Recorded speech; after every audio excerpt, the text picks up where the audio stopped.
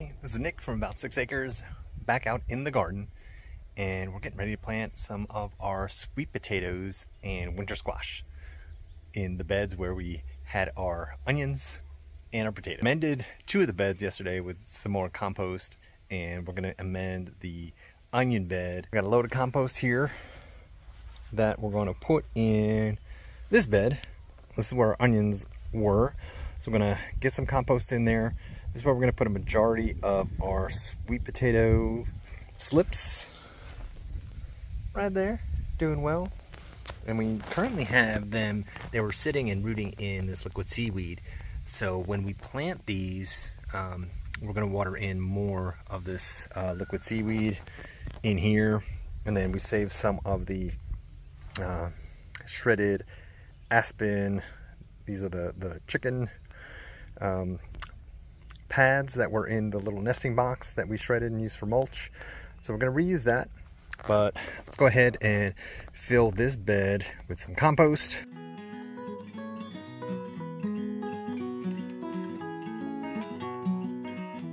I have about 15 here, but you know, we had bought these and you can see just the roots from just being in that seaweed water for about a week, you know, really spurred that growth on. So I'm going to pretty much bury them up to that root mark there, and hopefully I can fit them. What I'm going to do is I'm going to fit this whole bunch in here, and these are going to super crowd in this area. It's going to mulch the ground. We're also going to have the, sorry for the camera work, but again, that aspen mulch that we'll put down as well to keep some moisture in. But if I have about 15 or so, I might do 3 rows of maybe 5 going up and down. We'll see what we can do. Don't have any pelletized fertilizer. I'm going to rest on the compost and manure that's in here, and we're going to do some foliar spraying during the season. But once we get these planted, we're going to put in some of the liquid seaweed and water them in nicely. So let's get to planting. I have sort of where I want my sweet potatoes to go. I'm going to do 3 rows. I'm going to try to make a little mound and bury them in. Let's start with this side over here. Today I'm wearing gloves because my hands are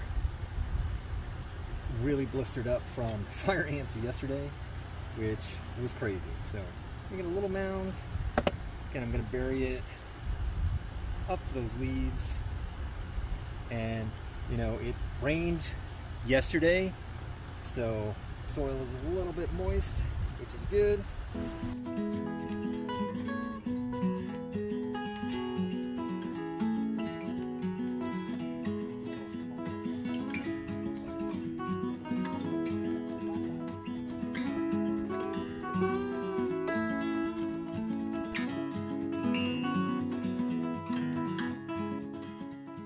We got 14 in here. We have 3 rows, 5. Well, 2 rows of 5. 1 of 4. It's sort of trenched and mounded. So what I'm going to do now is apply the mulch that we had from the nesting pads. Now we're going to water in with some of the liquid seaweed from Microlife. It's about 2 ounces of the liquid seaweed per gallon, so there's 2 in here. So we're just going to go ahead and drench those plants. And again, the soil is already moist from the rain earlier this morning, and this helps. It's got a lot of little nutrients in it. It's got some seaweed, humates.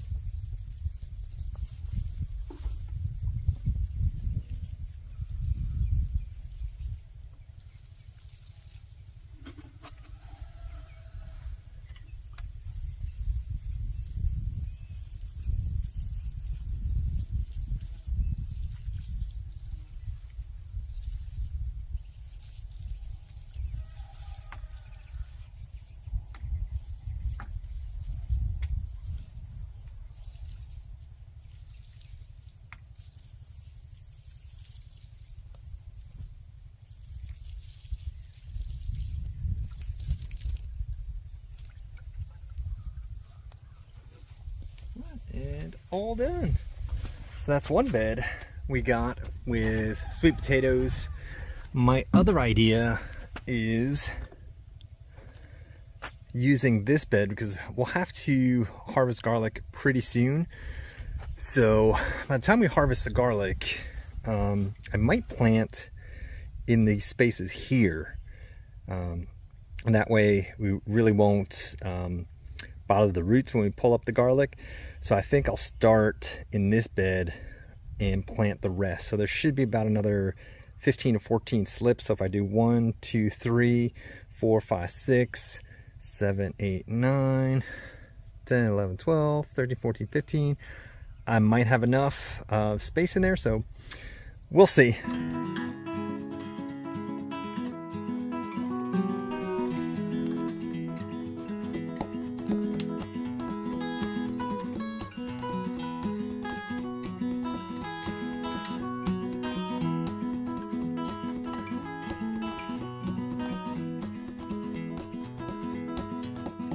Here are some of the winter squash we just sowed today.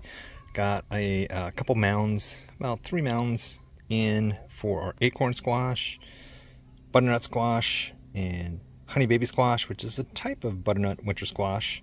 So we got those. And we had Pattison golden marble scallops. I call them like a yellow scallops. So the young ones are really flavorful and tender. So I think we're going to try to pick those early if we get a good harvest. And then these Indomatrone little squashes, so they're about like fist size, about 2 pounds each, good for soups. Planted those in a grow bag, so hope we get some this year. That's all we had left, were like 6 seeds, so hopefully they give us a good harvest. Really like our squash because there's, you know, they're good for everything, a meal, thickener, soups, I mean anything. So make pies, awesome. So looking forward to our winter squash. Taking a look at our overflow garden, we're so happy with how it's looking. It is, well, it's looking healthy. I think a lot of it has to do with the fact that it's shielded from the sun for the harshest part of the day, which is really, really nice. And so we have watermelon that's really taken off in the past week. I think a lot of it just has to do with the rains. We've been getting a lot of rains and a lot of storms, so I think that has helped. One of the things that I was shocked to know when I started gardening is that all watering is not the same. And so if you water with rainwater, it is so much better for the plant. Nitrogen, all the good stuff in it. And of course some bad stuff, whatever's in the air, but mostly the available nutrients that the plants need instead of the chlorinated or the treated water. If you do it from like your public water system, from your hose. So we also have a rain catchment, which also helps to harness that in. But again, it's always so cool when you see your plants after the rains. But we have quite a few tomatoes here, and tomato plants, and they're doing very well. We have a lot of fruit in them, and I don't think that we've picked an actual like tomato from this area yet. You can just see that there are a lot of them. So we have quite a few here, a few there. And once again, we didn't trellis these. It's not something that we typically do. We tend not to unless we have to. And the thing is with a lot of the tomatoes too, once they fall over, if there's a point on that stem that gets in contact with the ground, a lot of the times it'll root in there, so it'll sort of spread itself out low into the bush variety. And we did plant these later than the ones in our raised beds too, so could do a lot of it. And again, we haven't seen a lot of the bumblebees or the other pollinators that come and do a lot of the buzz pollinating of the tomatoes. We do have some wind that helps, but I don't know, I think the bumblebees help, again, pollinate, and I haven't seen a lot of these. Early on in the season we did, but now like rarely any honeybees or anything. So at least on this side, because in the other part of the garden I have seen a lot because I have videos of it. But overall it's looking very, very nice. And just to show you again, we have a couple of different varieties here of the tomatoes. We have a couple of varieties of the watermelon, and then we have this pumpkin plant that I love the fact that it's taken over such a big chunk of the garden, and it just looks so pretty and happy. And we also have some zucchini on the other side. And the zucchini, we have not harvested a zucchini yet. It looks like there might be one coming. I'm not sure. Maybe another one there. So we'll be waiting anxiously because last year we didn't get any zucchinis. We planted them much later than what everyone else might have planted it in our area. It just took us a little bit of time because we were a little disappointed with last year, and then finally just decided it was time. It was necessary. And then we have two of the roselle plants here on this side. We had a few, and the chickens kind of dug them up and left them for dead. So that was kind of a bummer, but we're hoping, I'm looking for, there was one other plant and I think it is gone. But we were hoping to grow a bunch of them. Oh, here it is. And I'm gonna have to get the pumpkin to let go of it. But we were hoping for a bunch of plants. I think we planted probably close to, I don't know, maybe 16 roselle plants, and we've been left with 6. So the chickens did some major damage. There's one, not sure if it's pollinated. Yeah, I know you tried to pollinate. I tried to hand pollinate a few. They're taking off. So like these, the male flowers are the ones that don't have any fruit attached. So you can take those off, and there's a lot of them. And you can hand pollinate if the female flower is ready. That's the male flower. So that's all the pollen in there. You can eat that. And now it's just looking for the female, which has the small pumpkin on it. So I think there's one here, right there. And you just can hand pollinate. Make sure it gets in there.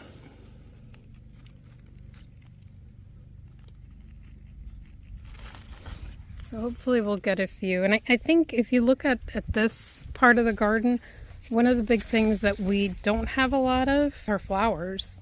That's something that we need to fix and do a little bit better job at. We do have some things that we let go to seed.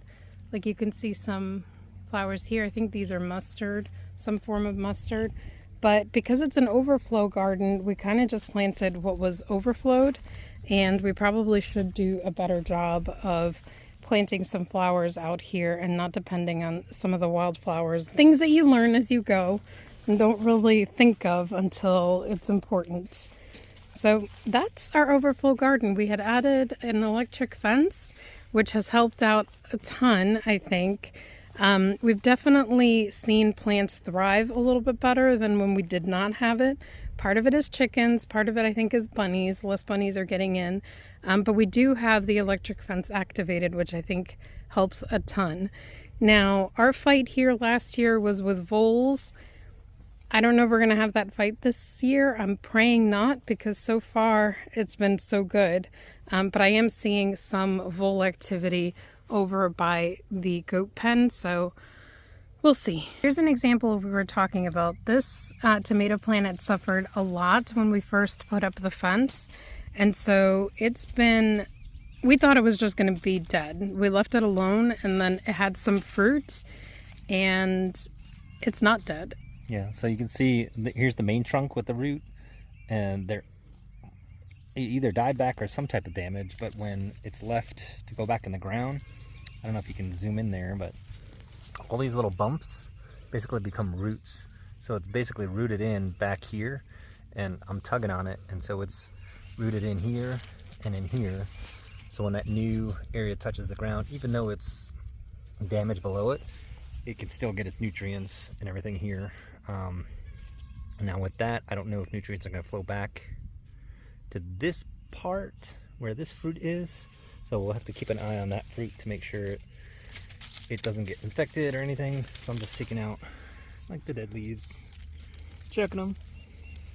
So it's pretty cool how the plant survives. So even all this, you see these bumps and nodules, like if that were to go in the ground, that would all be roots.